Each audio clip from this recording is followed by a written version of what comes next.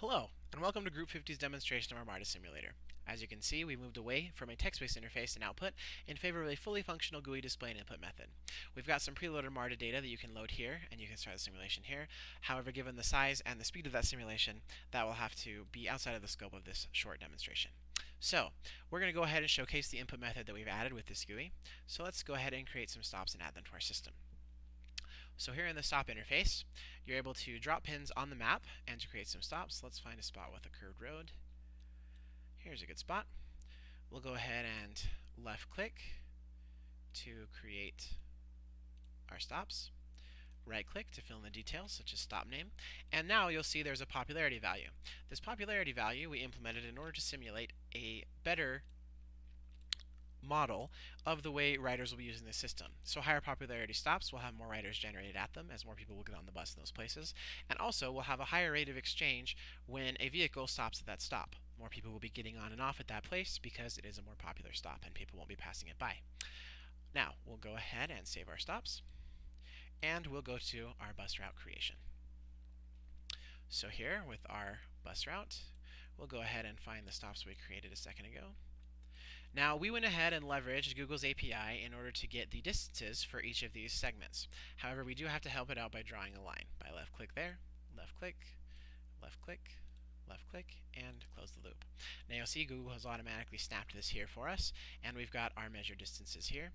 Now we need to designate the order in which we want these to be visited. Same as how we drew them. We'll want a name and a number. This is a loop, and we're going to go ahead and put 3 buses on this route so we can see them. We'll make our route. Now we'll go back to our simulator and load up our route, and here it has appeared, our little tiny route in the middle of this residential area. Alright, so now we're going to go ahead and fire up our simulation. So now you can see these little dots that represent the buses. These are an approximate representation of how fast these buses are going and how they're traveling through this system and through these stops. Now, one thing that we got here is we're going to have some data. So if we look up our stops here, we can see our total wait time.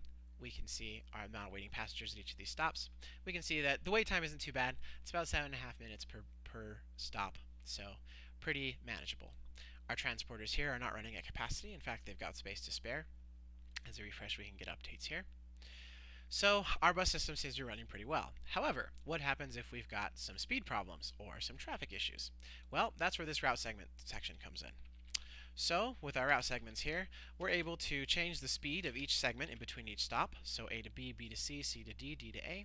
We're also able to add a delay simulating traffic, construction, whatever it happens to be, a tree falling, and we can add some delay in minutes to the system. So now, if we go back to our simulation and we watch it, we'll see that these dots will be slowing down, showing that they are hitting traffic, and then speeding up again, showing when they hit a relatively better road segment. However, if we now go back to our statistics, we will see that our stops wait time is about to double, and the amount of people is starting to aggregate these stops as these buses are struggling to keep up.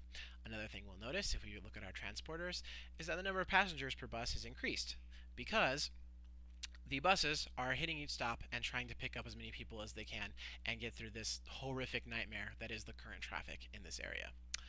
So we can see here that we've got our bus route working and we've got our statistics generated. Let's go ahead and show what trains look like. So we're going to go ahead and stop this. We will reset our simulation.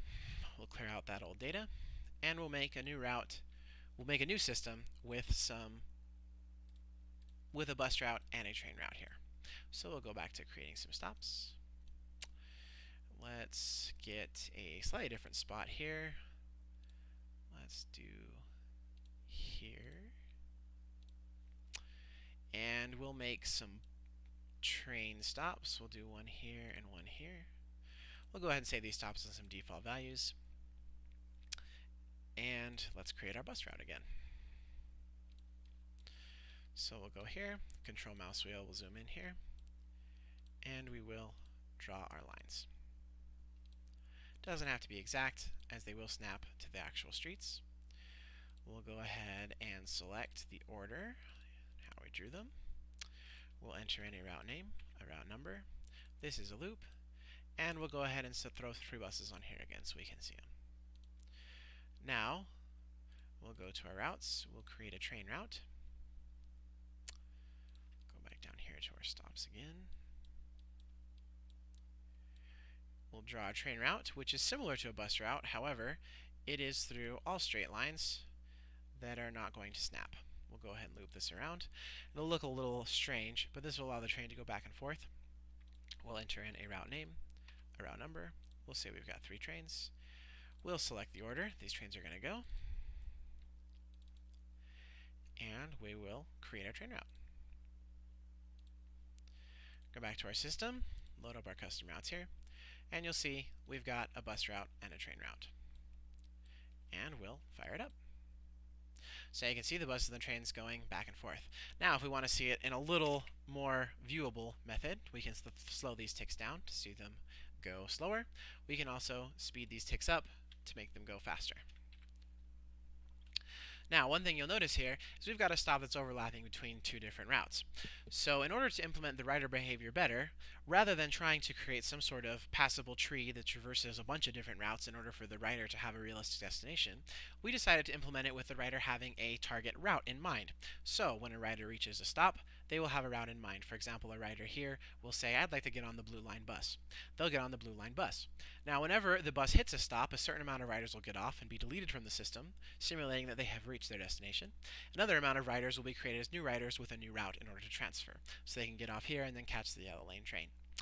So that concludes our demonstration. We invite you to click around and tinker around with our program and see how the simulation works and how our functionality has been implemented. Thank you.